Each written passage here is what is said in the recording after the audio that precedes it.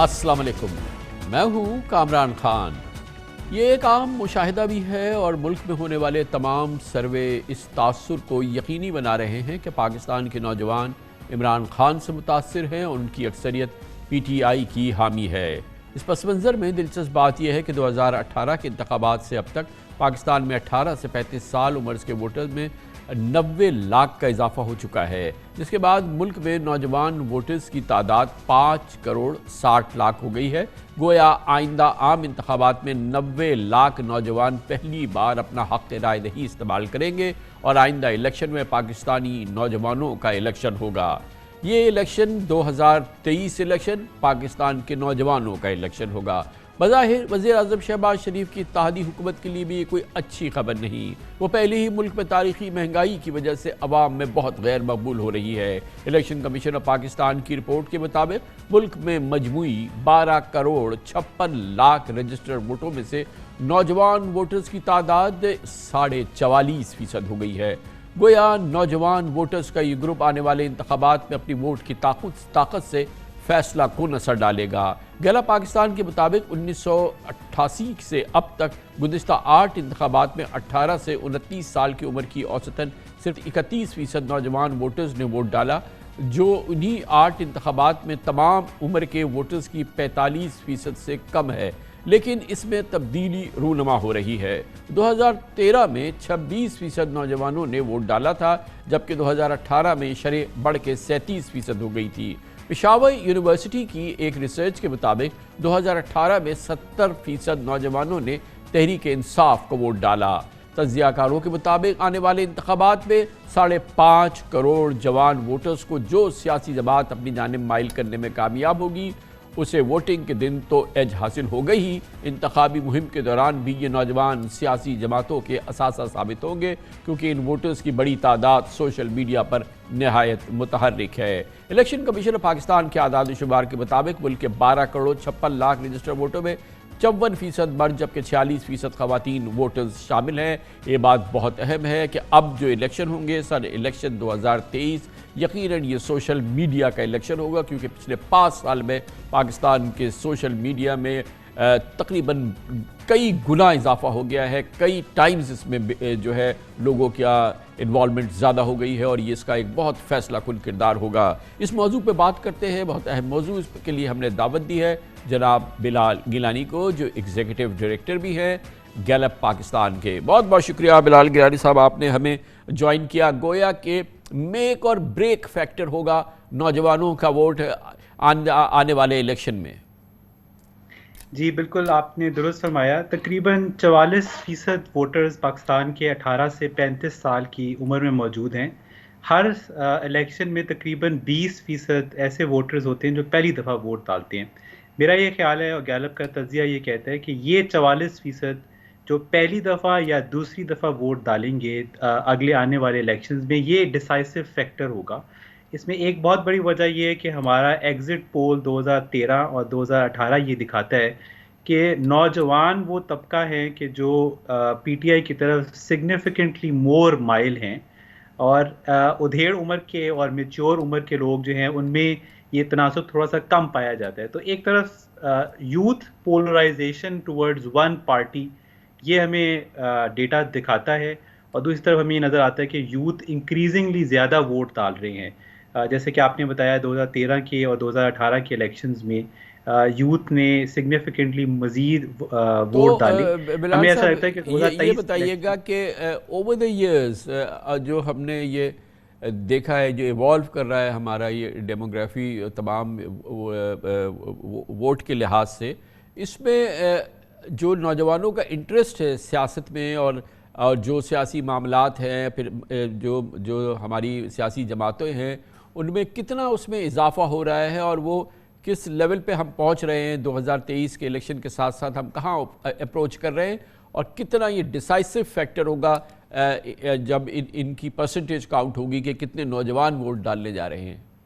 जी बिल्कुल। तो अभी तक अगर हम 11 इलेक्शंस का तज्जिया करें तो जो यूथ वोटर है अनफॉर्चुनेटली वो सिग्निफिकेंटली लेस वोट काउंट डालता है एक मेच्योर वोटर की तनासब से। पिछले 2018 के अगर इलेक्शन की आप बात करें تو 52% اوور آل ٹرن آؤٹ تھا، جس میں بٹ جو یوتھ ووٹر ہے اس میں 37% ووٹر ٹرن آؤٹ تھا. تو ایک طرف تو یہ ووٹر ٹرن آؤٹ یوتھ میں کم ہے، مگر اگر ہم اس کا تجزیہ کریں تو 2013 میں یہ ریشو 26% تھی، 2018 میں 37% ہوئی، اور ہمارا یہ خیال ہے کہ تقریباً 45 سے 48% اگلے الیکشن میں ہم ایکسپیکٹ کر سکتے ہیں کہ یوتھ ووٹر ٹرن آؤٹ میں اضافہ دیکھا جائے گا. اس میں ایک جو چیز ڈسائسو ہے وہ یہ کہ اس وقت یوتھ جو ہے وہ سگنیفیکنٹلی ڈس اپوائنٹڈ ہیں ایگزسٹنگ پولیٹیکل چوائسیز سے. ان کا ایک رجحان پی ٹی آئی کی طرف اس لیے بھی ہے کیونکہ وہ پی ٹی آئی کو ایک نئی پارٹی جو ایک اسٹیبلشمنٹ پارٹیز ہیں ان سے مختلف سمجھتے ہیں. تو یہ ایک طرف تو یہ ہے، دوسری طرف کچھ حد تک ووٹرز جو ہیں وہ پی ٹی آئی سے بھی نالا نظر آتے ہیں. جب ہم یوتھ کی بات کر رہے ہیں، یقیناً یہ جو الیکشن ہونے جا رہا ہے اور تمام جو سرویز آ رہے ہیں اس میں ویسے بھی بات ثابت ہو رہی ہے کہ سوشل میڈیا کا اس میں بہت ہی بڑا کردار ہوگا. دنیا کے اب تمام الیکشنز میں ان کا بڑا کردار ہوتا ہے، اور پھر جس طرح سے یوتھ موبلائز ہوا ہے پچھلے 1-2 سال کے اندر، اور پھر اس کا جو سوشل میڈیا پہ اثر ہے، اور پھر جس طریقے سے سوشل میڈیا کا استعمال ہے، اور پھر سوشل میڈیا جتنا پینیٹریٹ کر رہا ہے ایک ایک گھر میں، ایک ایک گھرانے میں، ایک ایک پاکستانی تک، اس کا کتنا بڑا کردار ہوگا آئندہ الیکشن میں؟ جی بالکل. 2018 سے 2023 کے الیکشن میں ایک سی چینج ہے لوگوں کے میڈیا ویوئنگ میں. 2018 میں صرف 13% پاکستانی انٹرنیٹ یوزر تھے. 2023 میں آج جب ہم سروے کرتے ہیں تو 50% پاکستانی یہ کہتے ہیں کہ وہ اب کسی نہ کسی فارم میں انٹرنیٹ یوز کر رہے ہیں. تو یہ ملٹیپل ٹائمز انکریز ہے. یوتھ میں یہ جو شرح ہے سوشل میڈیا استعمال کرنے کی وہ 2018 کے الیکشن سے اب تک اس سے بھی زیادہ ہے.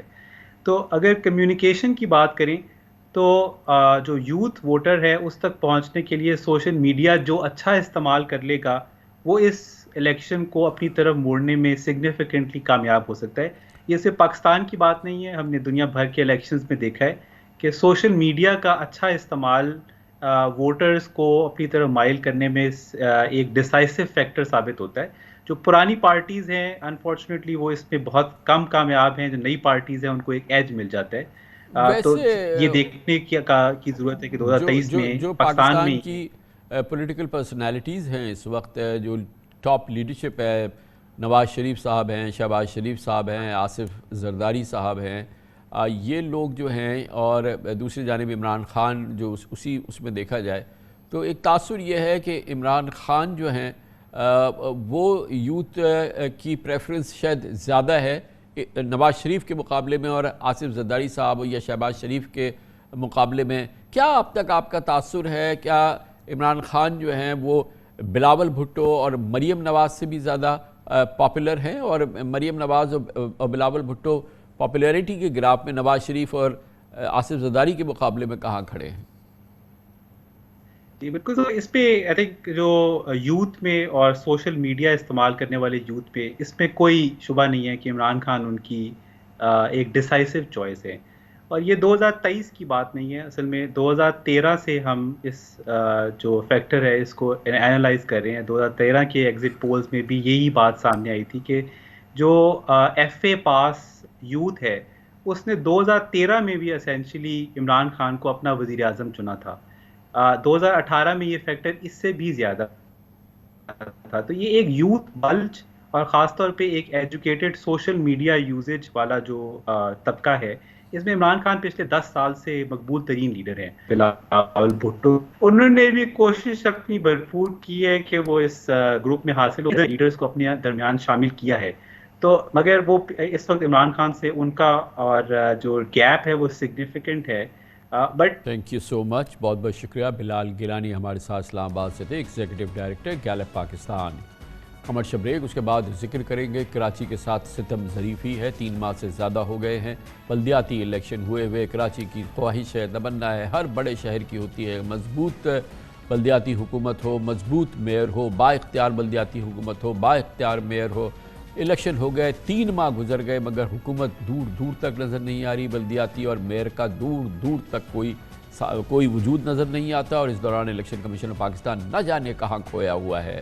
اس کی بات کرتے ہیں چھوٹے سے وقفے کے بعد. کراچی کے ساتھ ستم ظریفی در ستم ظریفیاں ہوتی ہیں. اس میں یہ بھی شامل ہے کہ بلدیاتی انتخابات مکمل ہوئے 3 ماہ ہو گئے مگر ابھی تک نہ شہر کی کونسل تشکیل پا سکی ہیں اور نہ ہی اس شہر کا کوئی میئر منتخب ہو چکا ہے. 15 جنوری کو 246 میں سے 235 نشستوں پر انتخابات ہوئے تھے. سیاسی جماعتوں کے تحفظات پر الیکشن کمیشن نے 20 نشستوں کے نتائج روکے تھے اور 215 نشستوں کے نتائج بھی سامنے آ گئے تھے.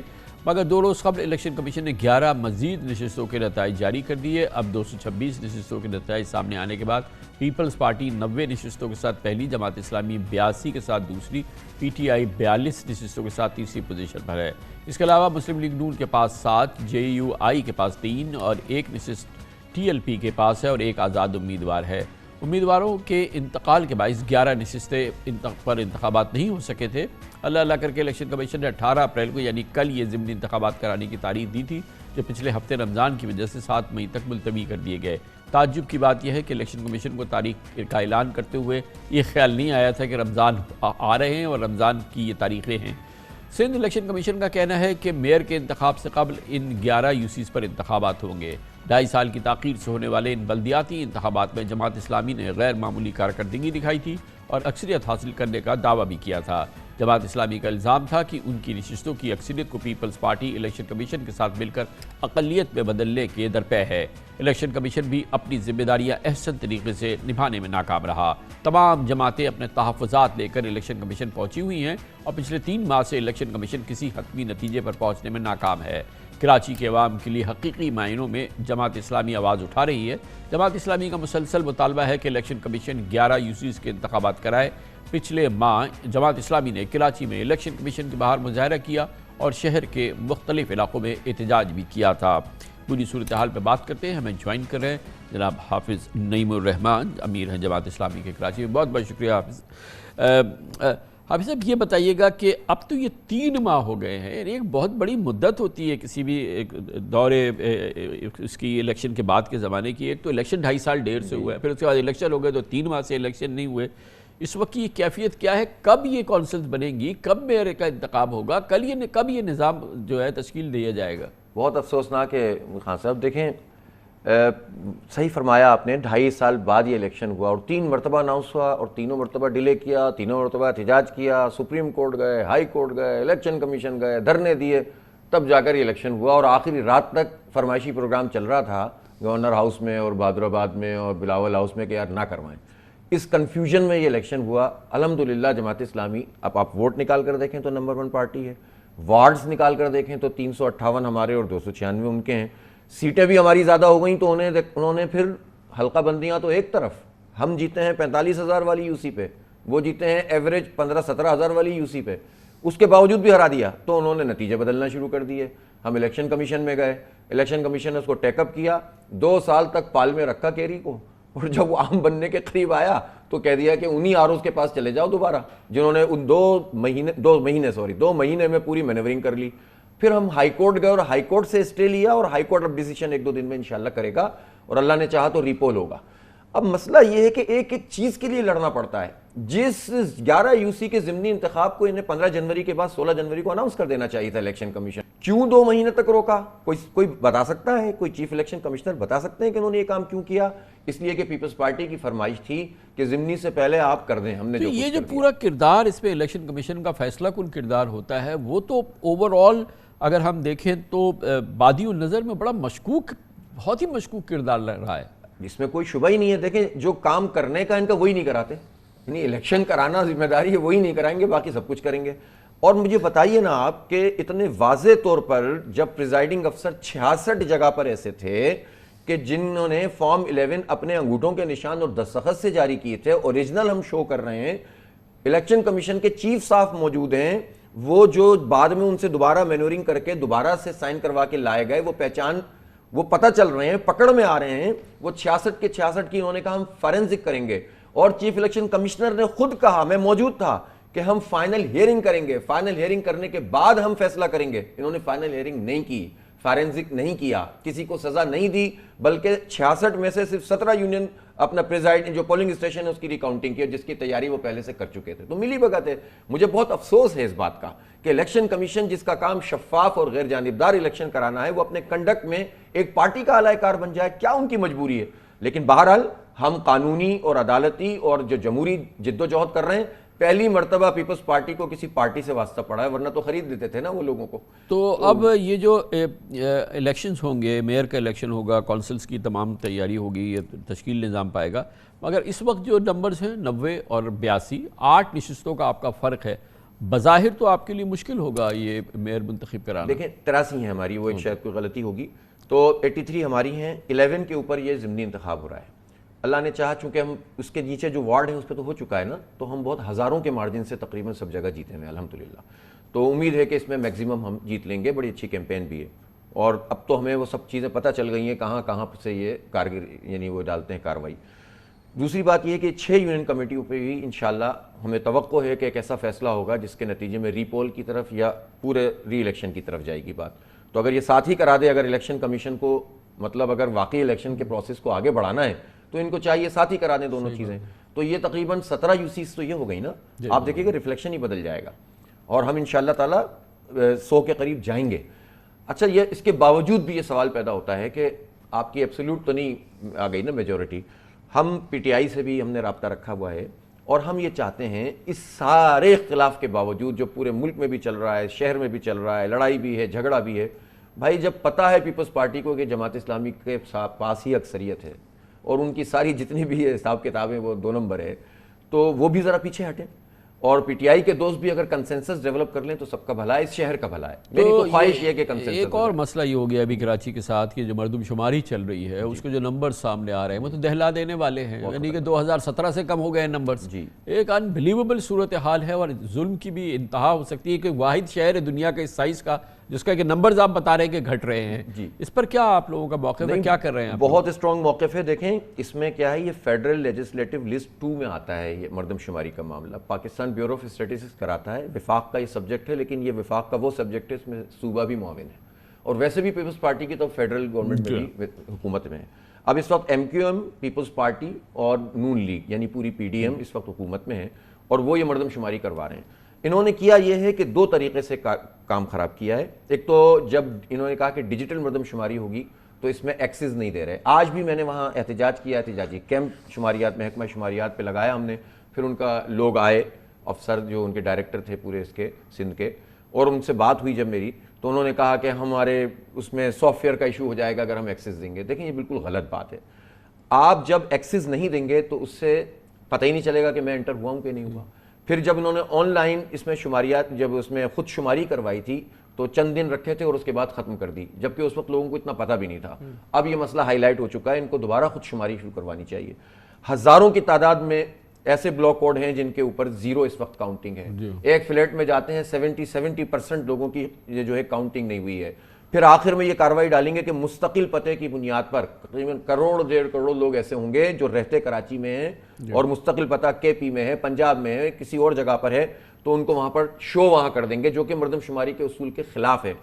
اگر انہوں نے یہ کام کیا تو ماضی میں جو کچھ ہو گیا وہ ہو گیا, اب ہم ان کا پیچھا نہیں چھوڑیں گے. اور میں بالکل, ہم نے 30 اپریل کو ایک بہت بڑا شارع فیصل پر احتجاجی مارچ اناؤنس کیا ہے. ہم تعاون بھی کرنا چاہتے ہیں عملے سے. ہم چاہتے ہیں کہ ہمارے جتنے بھی چیئرمین وائس چیئرمین جیتے ہیں ہم ان کے ساتھ تعاون کریں, لوگوں کی انٹریز کرائیں. ہم نے پورٹل بنا دیا ہے, ایک جے آئی سینسس سیل بنا دیا ہے کہ لوگ اس کے اندر انٹر کرائیں کہ بھئی کس کے ساتھ کی کاؤنٹنگ نہیں ہوئی. ہم تعاون کریں گے, لیکن اگر ہماری گنتی کے اوپر اب انہوں نے ڈاکہ ڈالا, یہ کوئی بارگیننگ. اب دیکھیں بعض چیزیں ایسی مجھے سننے کو مل رہی ہیں کہ بعض پارٹیوں سے یہ سیٹنگ بنا رہے ہیں کہ یار ٹھیک ہے آخر میں ہم کوئی ایسا نمبر دے دیں گے جو فیس سیونگ ہو جائے. ہمیں فیس سیونگ نہیں چاہیے, ہمیں اپنی گنتی چاہیے پوری. اس سے فرق پڑتا ہے وسائل کا, اس سے فرق پڑتا ہے نمائندگی کا, اور اس سے پڑتا ہے ملازمتوں کا. خان صاحب کوٹا سسٹم رائج ہے, تو اگر آپ کے نمبرز کم ہو جائیں گے تو آلریڈی سندھ میں تو کوٹا سسٹم فردر کوٹے میں تبدیل ہوتا ہے 60-40 کے, آپ کے پاس بچے گا کیا؟ شہری سندھ کے پاس کیا بچے گا؟ بہت بہت شکریہ جناب حافظ نعیم الرحمان ہمارے ساتھ تھے. کمرشل بریک کے دوران نیوز ہیڈ لائنز دیکھیں, اس کے بعد ہمارے پروگرام کے باقی حصے کے ساتھ واپس آئیں گے. جدوجہد جاری ہے, کشمکش جاری ہے. سپریم کورٹ آف پاکستان چاہتی ہے کہ آئین کی متعلقہ شقوں کے حوالے سے آئین کی پاسداری کرتے ہوئے پنجاب اسمبلیز کو تحلیل پنجاب اسمبلی کو تحلیل ہوئے کیونکہ 90 روز سے زیادہ وقت ہو گیا ہے، ہر صورت میں الیکشن ہونے ہیں۔ اس کے لیے سپریم کورٹ آف پاکستان نے 14 مئی کے الیکشن کے حوالے سے احکامات بھی جاری کیے۔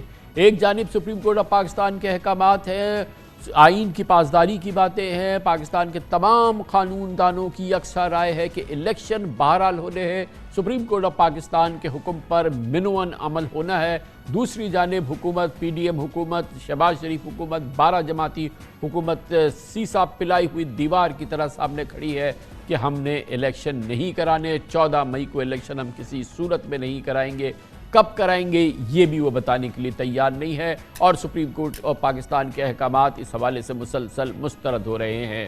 14 مئی کو انتخابات کے لیے آج کی تاریخ میں اسٹیٹ بینک کو 21 ارب روپے الیکشن کمیشن کو فراہم کرنے کا حکم تھا، اور عدالت نے 18 اپریل یعنی کل تک اسٹیٹ بینک اور الیکشن کمیشن سے رقم کے اجرا اور وصولی کی رپورٹ بھی طلب کر لی تھی، لیکن لگتا ہے کہ حکومت نے عدالتی عدولی کرتے ہوئے معاملہ ہر سطح پر الجھانے کی کوشش کی ہے، بلکہ الجھا دیا ہے، اور یہ سوچ لیا ہے کہ سپریم کورٹ کو جو کرنا ہے وہ کر لے، حکومت عدالتی حکم پر عمل درآمد نہیں کرے گی۔ آج قائمہ کمیٹی برائے خزانہ نے 21 ارب روپے کی فراہمی کا معاملہ وفاقی کابینہ کو بھیجا، اور کابینہ نے قومی اسمبلی کو بھیج دی۔ قومی اسمبلی میں سپلیمنٹری گرانٹ کی تحریک پیش ہوئی اور 1 منٹ میں ہی مسترد ہو گئی۔ اللہ خیر سے اللہ، عام لفظوں میں سمیع اللہ سے کلیم اللہ اور کلیم اللہ سے سمیع اللہ والا کھیل کھیلا گیا۔ پنجاب الیکشن کے لیے 21 ارب روپے کی سپلیمنٹری گرانٹ کا بل مسترد ہونے سے پہلے قومی اسمبلی میں وزیر قانون اعظم نذیر تارڑ نے فنڈز کے اجرا کے لیے پارلیمانی طریقہ کار کی وضاحت کی اور سپریم کورٹ کے حکم کے منافی حکومتی اقدام کو درست ثابت کرنے کی کوشش کی۔ اسٹیٹ بینک آف اس کے بعد 1 منٹ کے اندر یہ جو اختیار دیا گیا تھا اسے مسترد کر دیا گیا اور یہ فنڈنگ مسترد کر دی گئی۔ پی ٹی آئی کے سینئر نائب صدر فواد چودھری کا کہنا ہے کہ آئین کے تحت الیکشن فنڈنگ کے لیے اسمبلی میں کسی قسم کی ووٹنگ کی گنجائش نہیں تھی۔ انہوں نے کہا کہ سپریم کورٹ کی حکم عدولی پر قائم مقام گورنر اسٹیٹ بینک کو 6 ماہ تک کی سزا اور وزیر اعظم شہباز شریف نااہل ہو سکتے ہیں۔ 3 روز پہلے ہمیں انٹرویو میں ماہر آئین و قانون بیرسٹر سلمان اکرم راجہ کا کہنا تھا کہ حکومت نے آئین کے مطابق عمل سے انکار کر دیا ہے، اس لیے سپریم کورٹ نے اسٹیٹ بینک کو براہ راست حکم دیا۔ ان کا کہنا تھا کہ اب اسٹیٹ بینک کو ہر حال میں سپریم کورٹ کے حکم پر عمل کرنا ہوگا۔ تمام آئینی قانونی پابندیاں اور پارلیمانی قواعد اور قراردادیں اپنی جگہ، حقیقت یہ ہے کہ شہباز حکومت 14 مئی کو کسی قیمت پر الیکشن کرانا ہی نہیں چاہتی۔ وزیر داخلہ رانا ثناء اللہ نے کل 1 سے زائد مرتبہ ببانگ دہل اعلان کیا کہ 14 مئی کو الیکشن نہیں ہوں گے۔ انہوں نے کسی کا نام لیے بغیر کہا کہ یہ جتنا چاہے زور لگا لے، 14 مئی کو الیکشن نہیں ہوں گے۔ چیف جسٹس آف پاکستان جناب جسٹس عمرتا بندیال کے احکامات کے باوجود وزیر داخلہ رانا ثناء اللہ جس دیدہ دلیری سے 14 مئی کو پنجاب میں الیکشن سے انکار کر رہے ہیں، یہ سپریم کورٹ کی رٹ کو کھلم کھلا چیلنج کرنے کے مترادف ہے۔ 90 دن میں الیکشن کرانے سے متعلق آئین کے آرٹیکل 224 میں رتی برابر بھی ابہام نہیں، اور نگراں حکومت کا وجود کا مقصد بھی 90 دن میں الیکشن ہونے تک روزمرہ کے حکومتی امور انجام دینا ہے۔ اس پروگرام میں ہم سے بات کرتے ہوئے ملک کے تمام اور بہت ہی سینئر نامور ماہر آئین و قانون نے بتایا الیکشن 90 روز میں کرانا آئینی ذمہ داری ہے اور لازم ہے۔ دراصل پنجاب اسمبلی کے انتخابات بظاہر شہباز حکومت کے لیے ایک بھیانک خواب بن گئے ہیں۔ نون لیگ کو سمجھ میں نہیں آ رہا کہ وہ الیکشن میں کون سا نعرہ، کون سا بیانیہ، کون سا ایجنڈا لے کر اترے گی، لیکن اہم بات یہ ہے کہ سپریم کورٹ کے احکامات پر عمل درآمد حکومت اور تمام حکومتی اداروں پر لازم ہے، یہ کہنا ہے پاکستان کے تمام چوٹی کے سینئر قانون دانوں کا۔ اس موضوع پہ مزید ہم قانونی آئینی رائے لیتے ہیں۔ پاکستان کے ایک اور نامور سینئر قانون دان سابق وزیر قانون ڈاکٹر خالد رانجھا ہمارے ساتھ موجود ہیں۔ بہت بہت شکریہ ڈاکٹر صاحب۔ یہ فرمائیے گا کہ ہمارے اس پروگرام میں بھی اور ہم نے دیکھا ہے عمومی طور پہ بھی پاکستان کے تمام ماہرین جن کو سپریم کورٹ کے حالیہ فیصلے پر اعتراض بھی ہے، اس کی تنقید بھی کر رہے ہیں، مگر ان سب کی ایک رائے ہے کہ اس سے فرار ممکن نہیں ہے، اس پہ عمل درآمد ہونا ہے۔ اگر سپریم کورٹ نے کہہ دیا کہ 14 مئی کو الیکشن ہونا ہے، تمام اداروں کو اس میں معاونت کرنی ہے تو وہ ہونی ہے، لیکن اس وقت یہ صورتحال نظر آ رہی ہے کہ حکومت کے، آپ نے سنا وزیر داخلہ وہ ایک طرح سے قصبیہ کہہ رہے ہیں، ببانگ دہل کہہ رہے ہیں کہ کسی صورت میں الیکشن نہیں ہوں گے 14 مئی کو۔ حکومت بھی کہہ رہی ہے کہ وہ الیکشن 14 مئی کو نہیں ہونے دے گی۔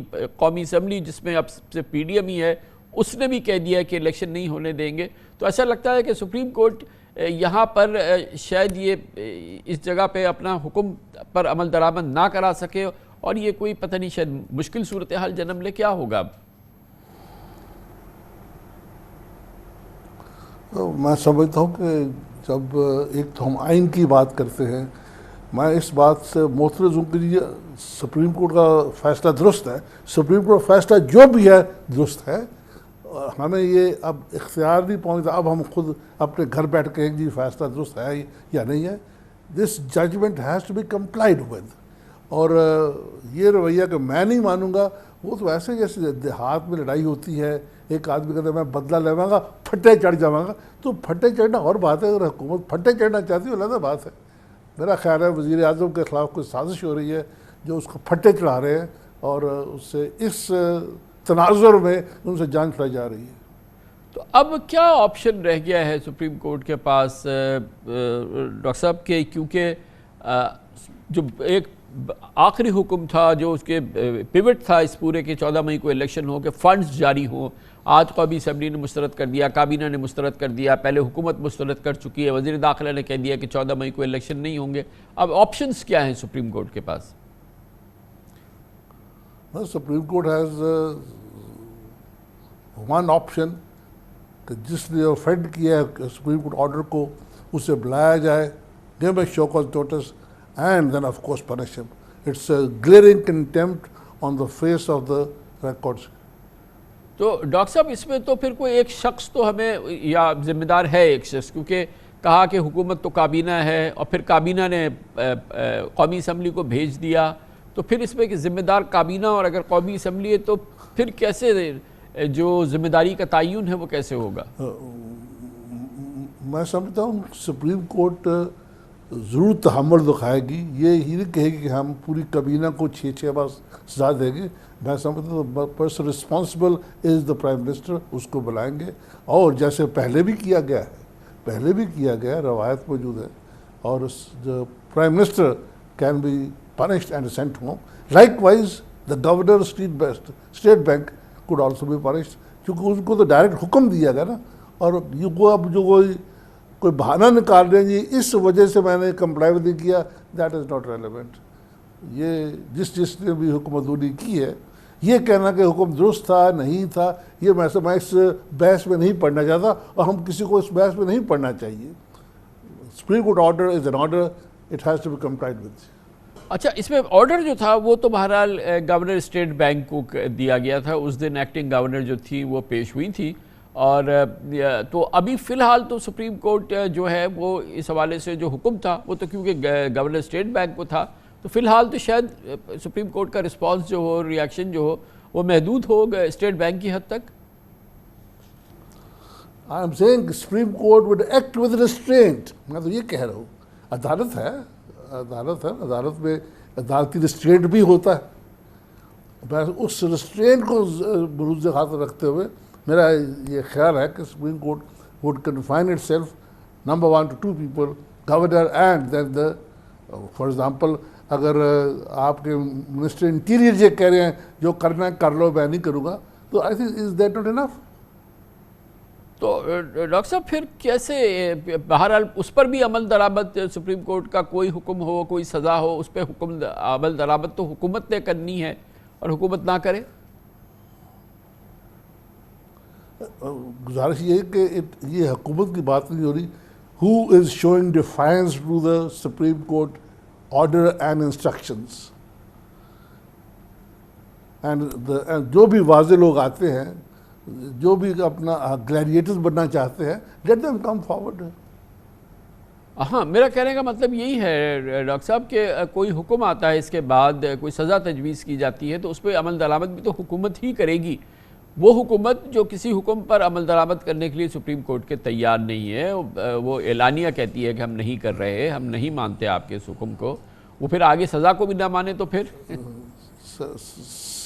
سر میں نے چونکہ تھوڑی دیر حکومت میں رہ کے دیکھا ہے، وہ لوگ جن کے کندھوں پہ آدھا کلو وزن ہوتا ہے، وہ بھی اس بات سے ڈرتے ہیں کہ کہیں عدالت جو ہے یہ فیصلہ نہ کر دے، اور یہی وجہ ہے عدالت کو پہلے ریموو کرتے ہیں. وہ تو اب عدالتی فیصلہ آ جائے وہ بہت بڑا بوجھ ہوتا ہے. تو اب جو فیصلہ آئے گا تو اس کی انٹرپریٹیشن تو پھر یہی لوگ اٹارنی جنرل کریں گے، اعظم نذیر تارڑ صاحب کریں گے. اب یہ تو پوری کیمپین کو لیڈ کر رہے ہیں تارڑ صاحب وغیرہ سپریم کورٹ کے خلاف. پتہ نہیں سپریم کورٹ سے نوٹس لیتا ہے یا نہیں لیتا ہے، وہ تو ان کے ثوابدید پہ ہے. اگر جہاں تک کنٹیمپٹ کا مسئلہ ہے، that is between the contemnor and the court. ہاں، اگر عدالت فراختگی دکھائے تو علیحدہ بات ہے، لیکن جس کو سمجھتے ہیں کہ so and so is responsible, he can be taken to task.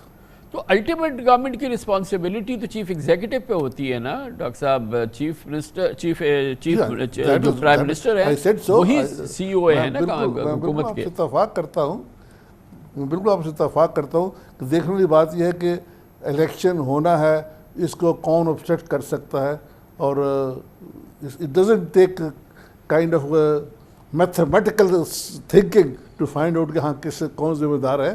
وہ صاف ظاہر ہے، اور supreme court can see through things and they have seen I believe by now, and I believe action would be taken.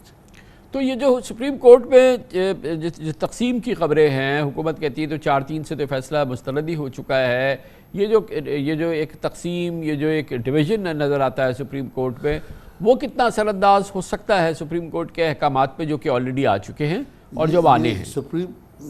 یہ اپنے پیرا میں division supreme court اچھا نہیں ہے، اس سے ادارہ کمزور ہوتا ہے. جیسے آپ نے جو سابق چیف جسٹس سجاد علی شاہ صاحب، آپ نے ان کو بذریعہ تقسیم ریموو کیا، کوئی اور حکم نہیں تھا اس کے بیچ میں.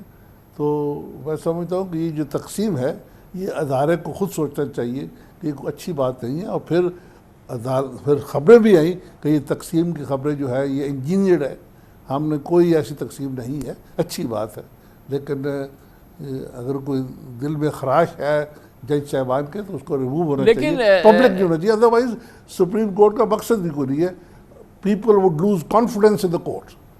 تو ڈاکٹر صاحب تقسیم اگر ہے بھی یا نہیں ہے، اگر تقسیم ہے بھی تو جو فیصلہ ہے اس سپریم کورٹ کا چیف جسٹس کی بینچ کا، وہ اس پہ اثر انداز ہوتی ہے کسی بھی صورت میں؟ وہ فیصلہ تو فیصلہ ہے، اس پر تو عمل ہونا ہی ہے. بالکل نہیں ہوتا، بالکل نہیں ہوتا.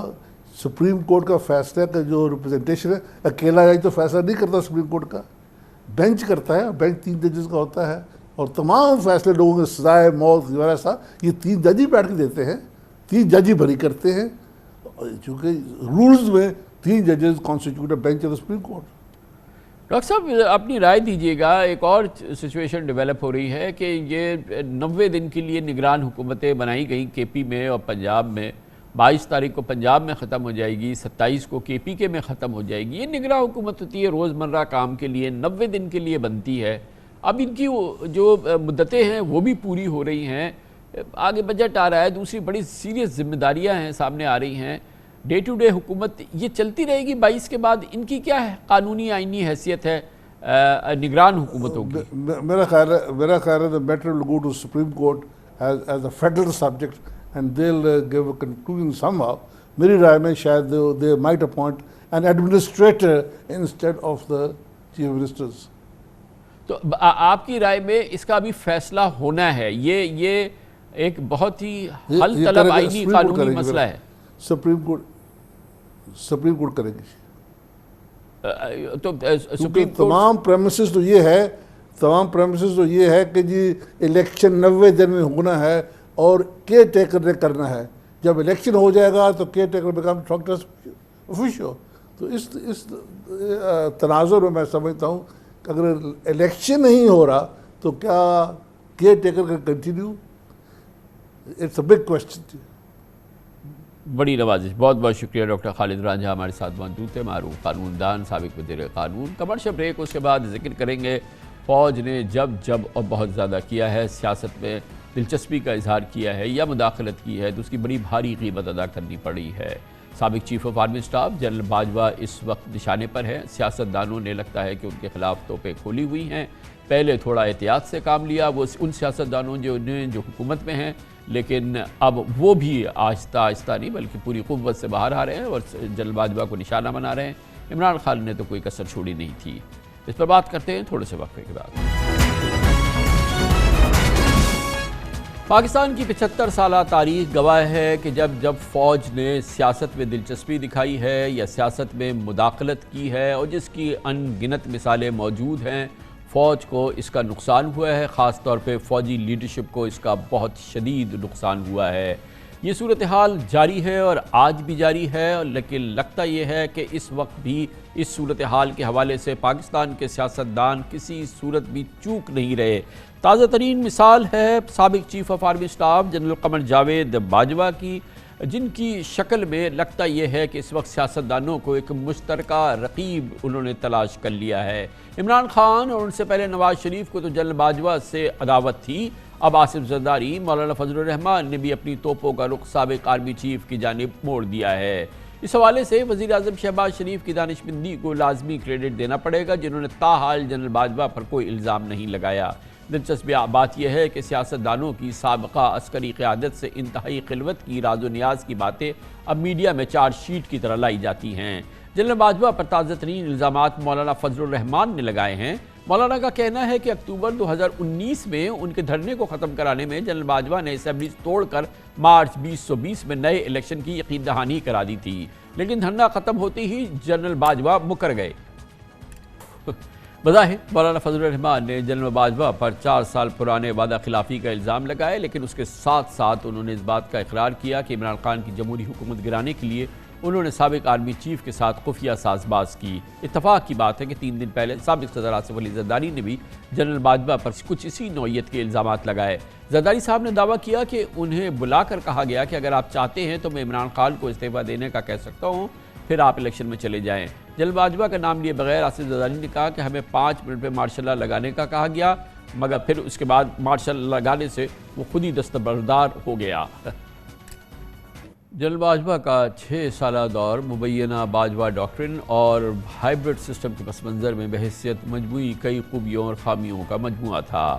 ان کی ملٹری لیڈرشپ کے پہلے 3 سال اور پھر ایکسٹینشن کے بعد تقریباً 2 سال تک سابق آرمی چیف عمران خان کے دل پر راج کرتے رہے، مگر تحریک عدم اعتماد کی کامیابی کے بعد عمران خان نے جنرل باجوہ کے خلاف جو جارحانہ زبان استعمال کی اور جس نوعیت کے سنگین الزامات لگائے اس کی مثال نہیں ملتی۔ خاص طور پر جنرل باجوہ کے حوالے سے سوشل میڈیا پر جو کچھ ہوا اس سے لوگ ششدر رہ گئے۔ ان سے پہلے مسلم لیگ نون کے قائد جناب نواز شریف 2017 میں اپنی حکومت کے خاتمے کے بعد مہینوں تک مجھے کیوں نکالا کی جو گفتگو کرتے رہے، بیانیہ ان کا تھا، انہوں نے اس سے اپنے شدت پسند بیانیے کے ذریعے جنرل باجوہ کا نام لے کر اس وقت الزامات لگائے جب وہ حاضر سروس آرمی چیف تھے۔ پی ڈی ایم کی حکومت آنے کے بعد بھی میاں صاحب جنرل باجوہ کا نام لے کر تانے دینے سے نہیں تھک رہے۔ ان کی گھن گرج میں پہلی جتنی شدت نہیں ہے۔ آئیے نواز شریف کے جنرل باجوہ سے 2 ہفتے پہلے تک کے گلے شکوے سن لیجئے۔ سابق army chief general retired Qamar Javed Bajwa پر بعض الزامات تو اخباری مضامین میں ان کی اپنی گفتگو سے ہی منسوب ہیں، جن میں وہ یہ مبینہ طور پہ انہوں نے خود فوج کی سیاست میں مداخلت کا منفی تاثر دیا، اپنے خلاف خود الفاظ کے ذریعے جو چیز سامنے آئی ہے اس پہ سمجھیے کہ ایک چارج شیٹ پیش کی۔ اپنے انتدائی خطاب میں بھی جنرل باجوہ نے اعتراف کیا تھا کہ فوج کی سیاست پہ مداخلت غیر آئینی ہے، جس کی وجہ سے فوج پر تنقید ہوتی ہے۔ تقریباً 5 ماہ ہو گئے ہیں جنرل باجوہ کو ریٹائر ہوئے، مگر اس کے باوجود ہر کچھ دن بعد الزامات کا ایک نیا پینڈورا باکس کھلتا ہے، نئے الزامات سامنے آتے ہیں۔ ان میں سے اکثر ایسے ہیں جو کہ جنرل باجوہ کی اپنی گفتگو سے منسوب کیے جا رہے ہیں۔ مشکل صورتحال ہے، ایک بار پھر فوج کے حوالے سے الزامات اور پھر اس کی سابق قیادت کے حوالے سے جو الزامات سامنے آ رہے ہیں، یقیناً ایک تکلیف دہ صورتحال ہے، کیونکہ افواج پاکستان وہ ادارہ ہے جو پاکستان کا محور ہے، پاکستان کا سینٹر آف گریویٹی ہے، پاکستان کی سیکیورٹی کا۔ اس کے حوالے سے اس کی امیج کو خراب ہونا، اس پہ الزامات لگنا یا اس کو متنازع بنانا، یہ پاکستانیوں کے لیے 22 کروڑ پاکستانیوں کے لیے انتہائی تکلیف دہ باعث ہے، اور حد درجہ ضرورت ہے کہ فوج کا امیج ایک مضبوط امیج اور بالکل انٹینٹڈ امیج، جس پہ کسی قسم کی کوئی الزام نہ لگ سکتا ہو، جس پہ کسی قسم کی کوئی ایسی گفتگو مترجہ گفتگو ہو سکے، نہیں ہونی چاہیے، کسی صورت میں نہیں ہونی چاہیے، اور اس ادارے کا تحفظ ہم سب پر لازم ہے۔ مگر کیا کریں کہ سابقہ قیادت کے حوالے سے چیزیں مسلسل سامنے آ رہی ہیں اور سیاستدان تو چوکتے نہیں ہیں۔ اس پورے موضوع پہ بات کرتے ہیں اور اس کا ہم جائزہ لیں گے۔ ہمارے ساتھ موجود پاکستان کے نامور سینئر ترین صحافیوں میں سے ایک جناب ایڈیٹر بھی ہیں محترم مجیب الرحمان شامی ہمارے ساتھ ہیں، اور جناب اعزاز سید پاکستان کے معروف انویسٹیگیٹو جرنلسٹ۔ شامی صاحب، 75 سال سے بہرحال تقریباً یہ سلسلہ چل رہا ہے کہ ہر جانے والا ایک دو کو 2-4 کو چھوڑ کے جانے والا آرمی چیف جو ہے اس کا زمانہ جو ہے وہ اعتراض اس پہ ہوتا ہے، وہ مترضع ہو جاتا ہے، اس پر الزامات لگ رہے ہوتے ہیں، فوج کی سیاست میں جو سابقہ دلچسپی رہی ہے وہ سامنے آتی ہے، اور ایک بہت ہی تکلیف دہ صورتحال ہوتی ہے، اور ابھی آپ نے اس وقت بھی ہم اس صورتحال سے گزر رہے ہیں، اور جو کہ یقیناً اس میں خود کتنی ذمہ داری ہے ہماری سابقہ فوجی قیادت کی۔ کامران صاحب شکریہ، بڑا اہم موضوع آپ نے چھیڑا ہے۔ دیکھیں جنرل باجوہ جو کچھ کر رہے تھے کیا اپنے طور پر کر رہے تھے؟ کیا اس وقت کی حکومت جو تھی اس سے چھپ کر رہے تھے، یا اس کی شے پر کر رہے تھے، بلکہ اس کی ہدایت پر کر رہے تھے؟ یہ بھی غور طلب معاملہ ہے۔ وزیر اعظم عمران خان نے حزب اختلاف کے جملہ امور چیف آف آرمی سٹاف پر اور ISI چیف پر چھوڑ دیے تھے۔ وہ حزب اختلاف کو اچھوت سمجھتے تھے، اس سے بات کرنے کو تیار نہیں تھے، اس سے معاملہ کرنے کو تیار نہیں تھے، اور ان کا خیال تھا کہ یہ جو ISI ہے اور فوج ہے اس کو ان سے ڈیل کرنا چاہیے، اور ان کی حکومت جو ہے اس کی پشتیبانی کرنی چاہیے۔ تو یہ ان کی سکیم کا حصہ تھا، اور جنرل باجوہ اور جنرل فیض حمید نے جو کچھ کیا اس کا فائدہ بھی ان کو پہنچا اور نقصان بھی پہنچا۔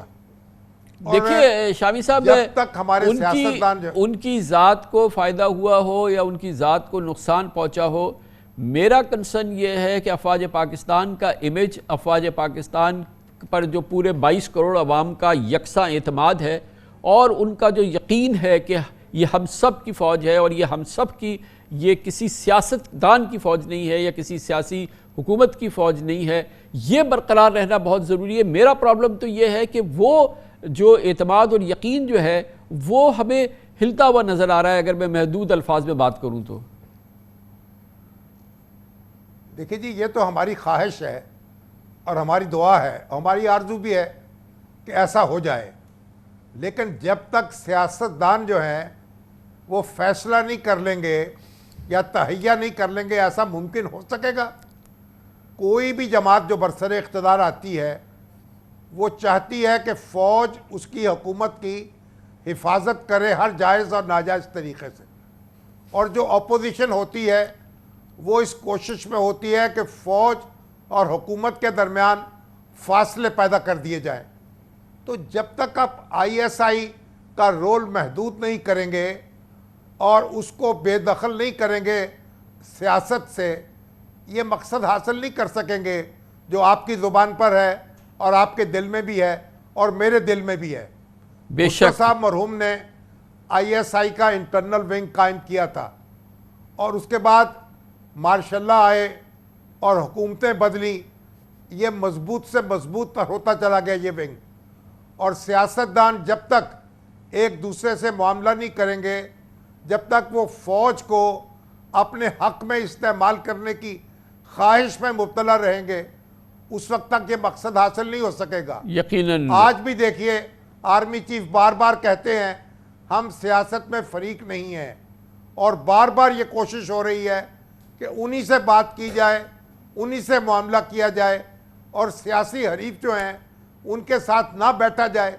تو جب تک یہ رویہ رہے گا تو فوج کیسے، یعنی ہم سمجھیں کہ وہ بالکل الگ تھلگ ہو کے بیٹھ جائے گی؟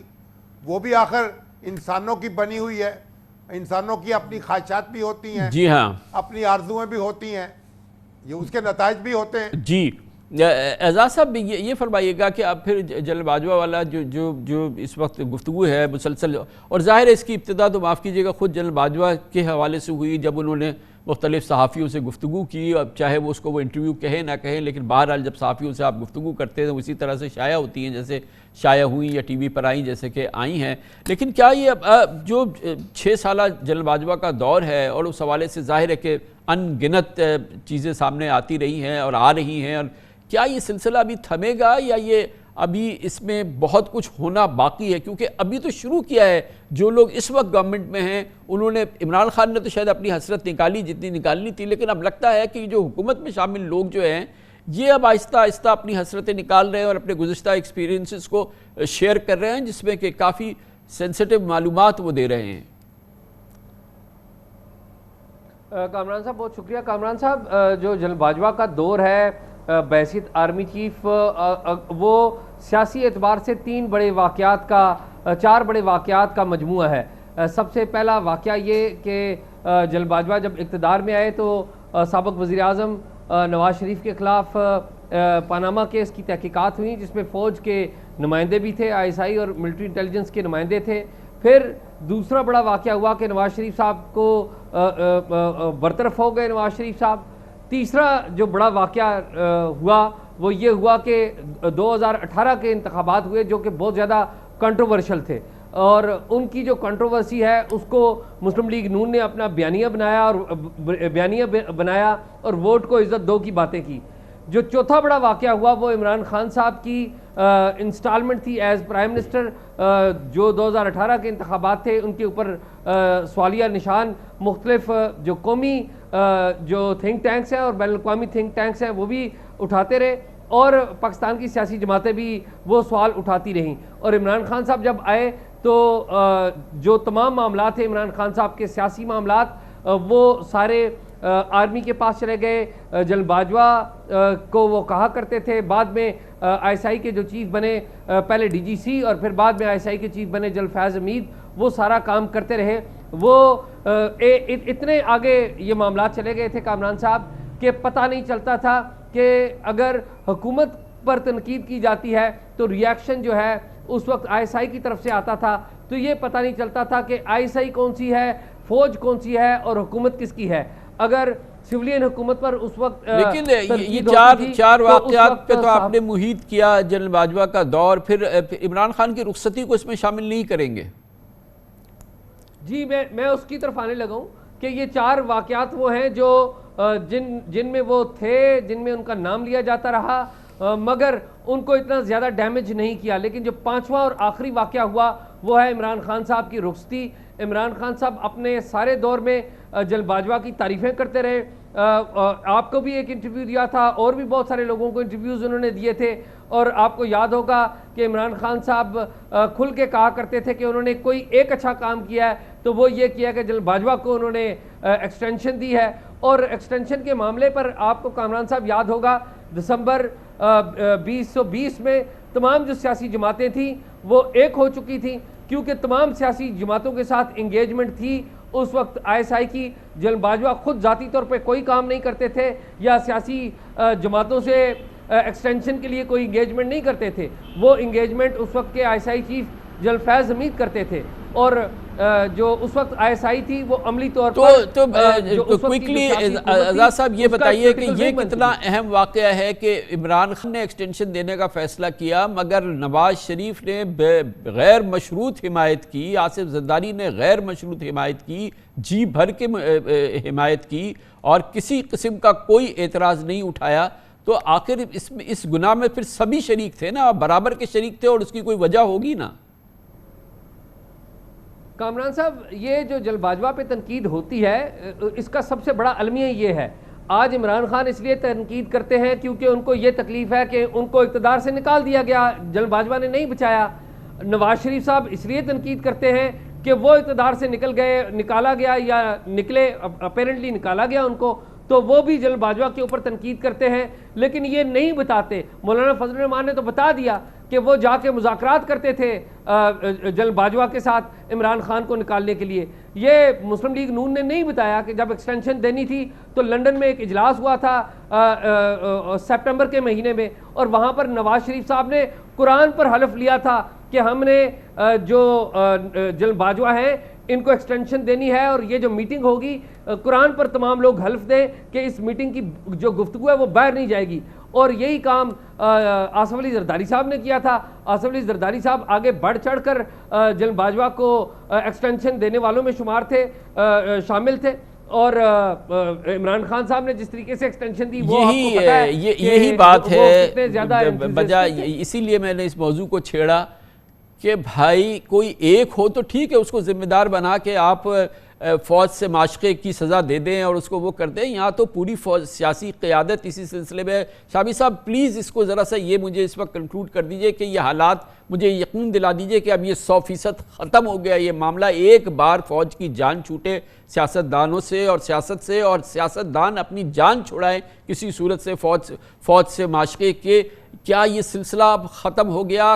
کیسے ختم ہوگا؟ اس کو تو ہر صورت میں ختم ہونا ہے نا, ہمیں اپنی فوج کو تو بچانا ہے نا. کامران صاحب بڑی اچھی خواہش ہے, سلسلہ جو ہے ختم نہیں ہوا, کوئی رکا ضرور ہے یا تھما ضرور ہے, لیکن آپ مجھے بتائیں گے سارے سیاستدان جنرل باجوہ کو ایکسٹینشن دینے کے معاملے میں متحد کیسے ہو گئے, اور خود سپریم کورٹ نے اس سارے معاملے میں ان کو کیسے فیسیلیٹیٹ کیا, ایک قانون بنوا دیا.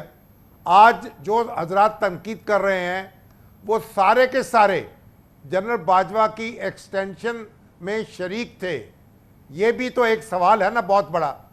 اور اب بھی میں یہ عرض کروں, جب فوج جو ہے حکومت کے ساتھ تو اسے کھڑا ہونا چاہیے, یہ دستور کا تقاضا ہے جی, لیکن جب وہ حد سے پار ہو کر حکومت کا ایک سیاسی حلیف بن جائے گی تو پھر سارا پریشر اس پہ پڑے گا. اور اس وقت بھی آپ دیکھیے عمران خان صاحب فوج سے بات کرنا چاہتے ہیں, سیاستدانوں کے لیے ان کے دل میں وہ کشادگی نہیں ہے. اور اسی طریقے سے جو آج حکومت کر رہے ہیں انہوں نے بھی جب فوج کو عمران خان صاحب سے جدا کیا تو تب وہ کامیاب ہو سکے. تو یہ صورتحال جب رہے گی تو فوج کچھ کہے اور ہم کچھ کہیں, یہ معاملہ تو جوں کہ توں رہیں گے.